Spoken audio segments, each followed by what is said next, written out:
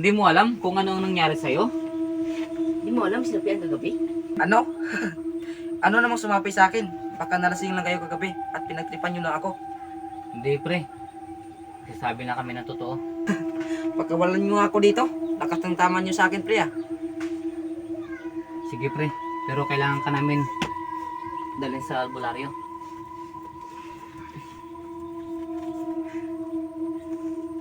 O pre, bakit na ba yung damit ko? Binihisan ka namin kagabi kasi basang-basa yan sa laway. Nung nakatulog ka na, tsaka ka namin binihisan. Ako nga rin eh. Pinahiram ako ng damit ni paring Oscar. Iba nga tayo. Yung sinasabi niyo sa akin kanina, bakit niyo ako dadalhin sa albularyo?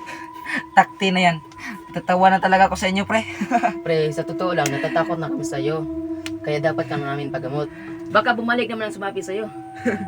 Pre, hindi niyo na ako kailangan ipagamot. At isa pa, hindi naman ako sinapian eh. Naalala mo ba yung binato mo yung puno? Alam mo ba, pagkatapos mo binato yun, may nakita ako na isang nakaitim sa gilid ng puno. Hindi ako maniniwala dyan, pare Alden. Totoo yung sinasabi na yun sa'yo, pre. Oo na. Magkape na lang tayo, pare yung Oscar. Sige, pre. Magpapakulong muna ako ng tubig. Sige. Pre, sure ka ba na hindi na tayo magpapagamot? Natatakot na kami sa iyo eh. Baliw ko talaga, pre. Wala naman ko nala kagabi. Basta ayaw ko. At alam ko naman hindi ako sinapian eh. Ikaw ang bahala. By the way, papasok ka ba sa trabaho natin? Hindi mo na ako papasok, pre. Sige pre, ako na lang papasok ngayon. Pagkatapos natin magkape, uwi na ako. Sige, pre. Sabihan mo na lang si boss. Absent muna ako. Sige. Paano? Lalabas muna ako, punta ko muna si paring Oscar. Sige, pre. Higa muna ako. Parang napagod yung katawan ko ngayon. Sige.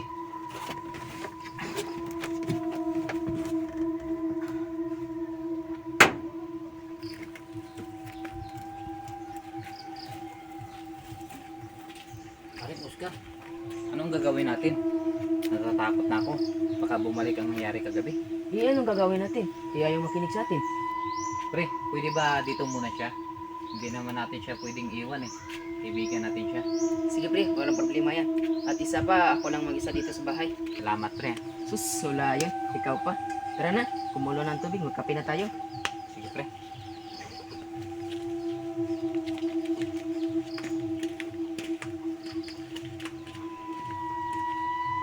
Paring Renan, magkape na tayo. Sige, mga pre. Anong kape yung pre? Salamat, pre. Pre, sigurado ka na ba? Ayaw mong magpagamot? Para naman kayong mga tanga, pre. Sinabi hindi ako sinapian eh. Ang kulit nyo. Nagkalala lang kami sa iyo pre. Diba paring Oscar? Oo. Ano mga pre? Uwi na ako. Magtrabaho pa kasi ako eh. Sige, pre. Mag-ingat ka lang. Ikaw nang bala ka paring Renan ha. Oo. Go, pre. Mag-ingat ka. Okay.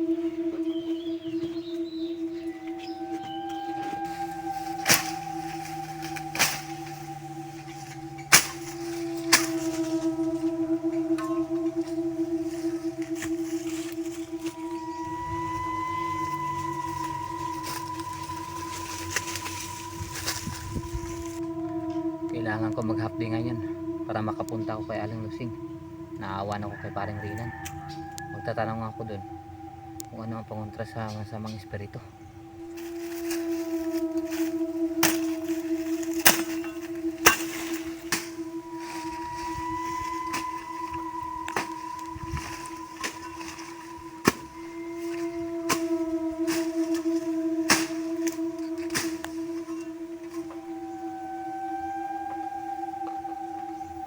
Sino pala?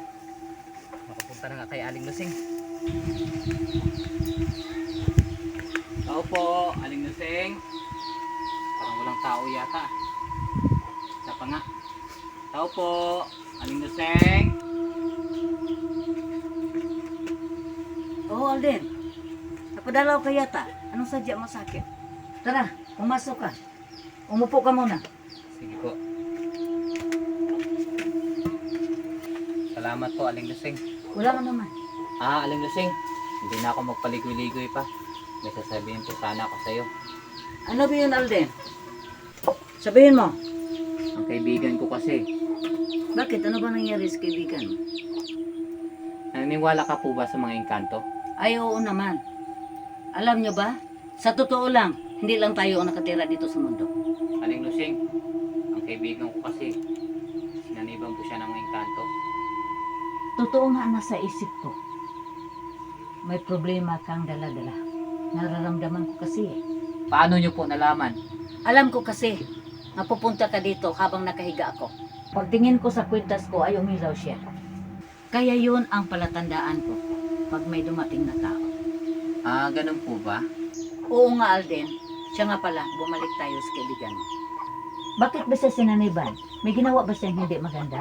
Sa totoo lang, Aling Lusing, nagkwentuhan po kasi kami tungkol sa ganyan. Alam nyo naman siguro, Aling Lusing, Oo, alam ko. binato niya po kasi ang malaking puno at hindi po siya nakinig sa akin. Ayun, pagdating po namin sa bahay ng kaibigan ko na si Oscar, dun po mismo nagsisimula ang hindi namin inaasahan. Sinabi niya po sa amin, magpapahinga daw po siya, nahilo daw po siya at sumasakit ang ulo niya. Diyos ko, bakit niya ginawa yon? Eh, bakit hindi niyo dinala dito? Ayaw niya po kasi, nagulat na lang kami, pagising niya sa umaga ay naging okay na siya. Pero, bakit tinanggalan niyo ng tali? Hindi niyo ba alam? Babalik yun tuwing alas 6 ng gabi. Kapag sinaniban ang tao, babalik at babalik siya sa katawan ng isang tao. Ano po? Totoo po ba ang sinasabi niyo, Aling Lusing? Oo, Alden. Kaya dapat hindi niyo siya tinanggalan ng tali. Paano kasi? Baka magalit siya. Sabi niya po, pinagtripan daw siya namin. Dahil lasing daw po kami. Pero hindi po kami lasing nun. Kunti lang po nainom namin. Oo, naniwala ako sa iyo, Alden, pero mag-ingat kayo sa kanya dahil demonyo ang sumanib sa kanya. Pero ano ang gagawin namin, Aling Lusing? Hindi po namin alam kung ano ang pangontra sa masamang espiritu. Meron ako dito, ibigay mo sa kanya. Pero dapat sabayan niya ng dasal sa Panginoon. Dahil walang imposible sa Panginoon. Ang gusto niya kasi, ang mga tao ay lalapit sa kanya. Palagi, kaya dapat kayong manalangin sa kanya. Yan ang ipapala mo sa kanya. Hindi dapat magdadalawang isip sa pananalig sa Diyos. Sige po, Aling Lusing. Sige, dito ka muna. Kukunin ko muna sa loob ang pangontra na kwintas.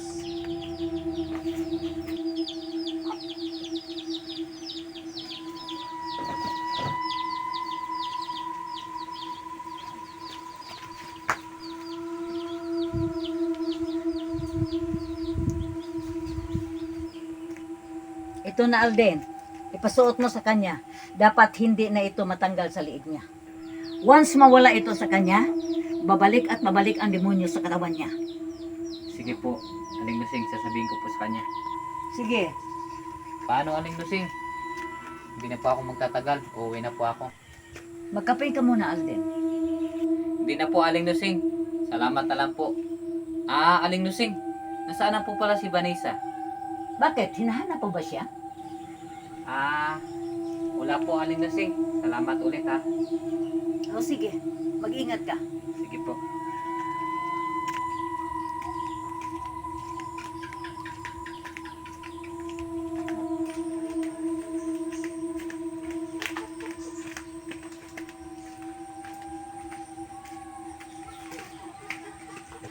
Ferdinand, alam mo ba, napagod kami sa kagabi? Ang lakas mo.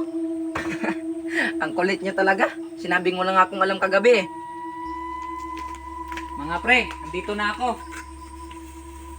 Ito, nagdala nga ako ng ulam natin eh. Salamat, Pre Aldin ha. Sus, wala yun. Para ka namang others. Ikaw pre, kamusta ka na pala? Okay lang ako, Pre. Nakatulog na nga ako ng maayos eh. Bumalik na nga ang lakas ko. Iwan ko ba? Bakit ko napagod? Oo siya. Magluluto mo na ako ng ulan natin. Sige pre. Ah pre, sinabihan ko na pala si boss kanina na magtrabaho ka sa kanya. Nag-okay na siya. Salamat talaga marami, Pre ha.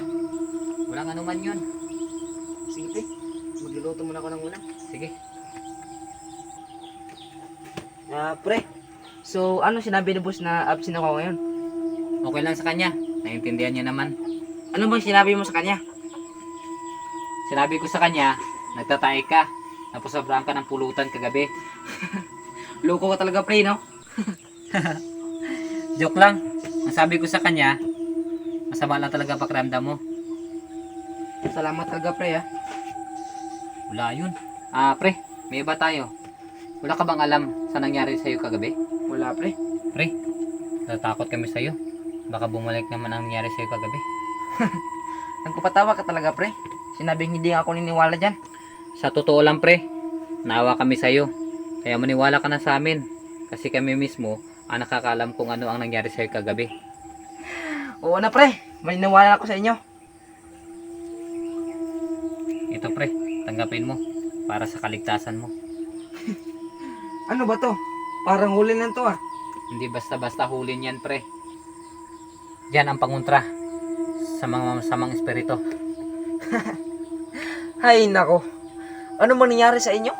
Diba pre, magkakaibigan tayo. Sinabi niyo ni Oscar sa akin na para magkapatid ang turingan natin tatlo. Oo naman pre. Kaya makinig ka sa akin pre. Tanggapin mo na yan at isuot mo sa leg mo. At sabayan mo ng dasal sa Panginoon. Sige nga pre, suotin ko na lang to.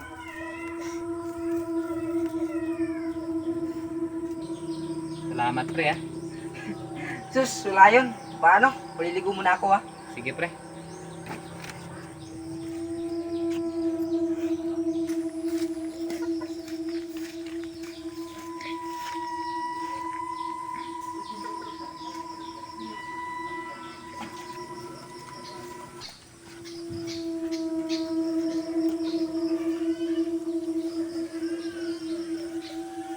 Natatawanan talaga ako sa kanila.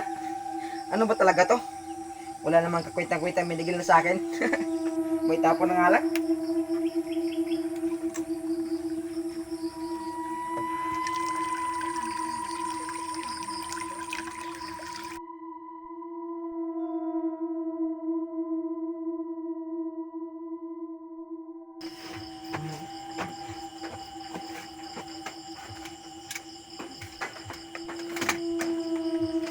Pre, parang nilalamig yung buong katawan ko. Masama ang pakiramdam ko. Pre, may gamot ka ba dito? Oo pre, paracetamol. Sige pre, kunin mo. Papainom ko sa kanya. Sige, kunin ko muna. May lagnat ka pala pre. Sana hindi ka na naligo kanina. Ay, kasi ng katawan ko kanina pre. Ito na gamot pre. Ito pre, inumin mo yung gamot. Sige pre. Tubig. Paring Oscar, pwede ka ba muna magpakulo ng tubig? Para makainom ito si paring Rinan? At para mawala ang panalamig sa katawan niya. Sige pre, tika, magpapakulo muna ako ng tubig. Sige pre, salamat.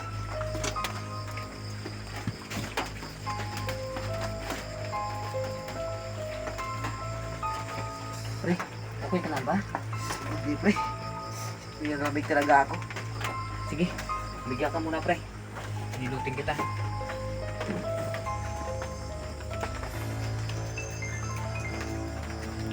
Pre, kumusta ng pakiramdam ni Pangilinan?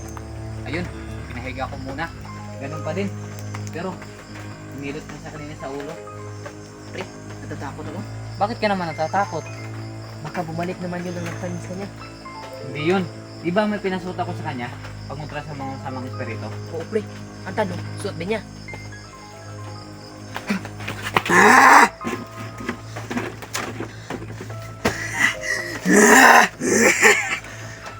Rinan! Anong nangyari sa'yo? Akala nyo hindi ako bumalik.